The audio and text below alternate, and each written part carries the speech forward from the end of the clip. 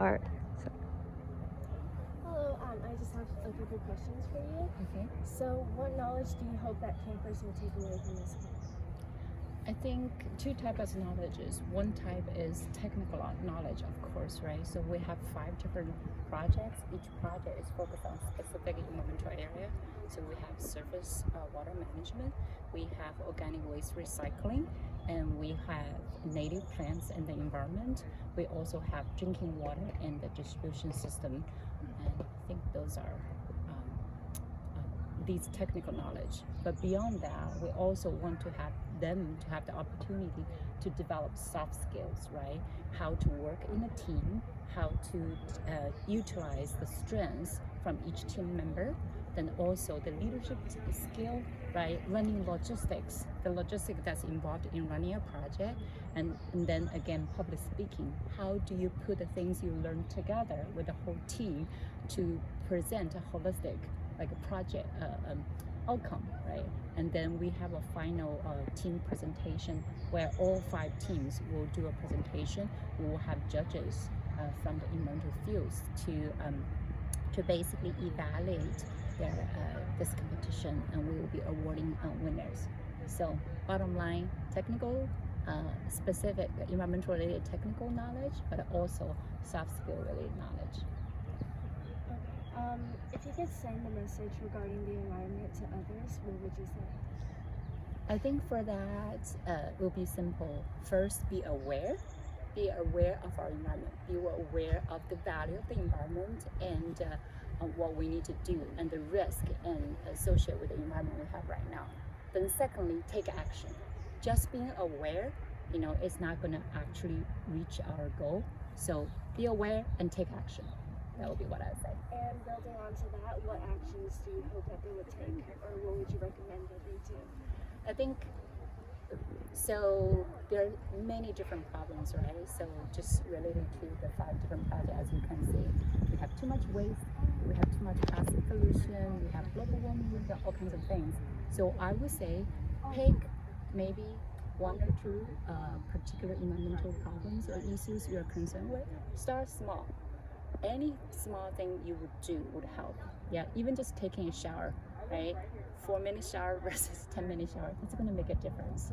So just don't underestimate any small thing you can do and the value of it, the impact it will have for the overall environment.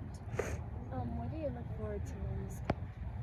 Well, I hope the student really value the experience and being able to learn, like I said, both the technical knowledge and also the soft skills, and really kind of further develop their environmental awareness and the desire and also the capability to take actions, right? So you have to have the will to take action, but you also have to have the ability to take action. You need to know what to do. So that's what I would hope for the campers to learn. And in the end, also develop friendships. That's very important.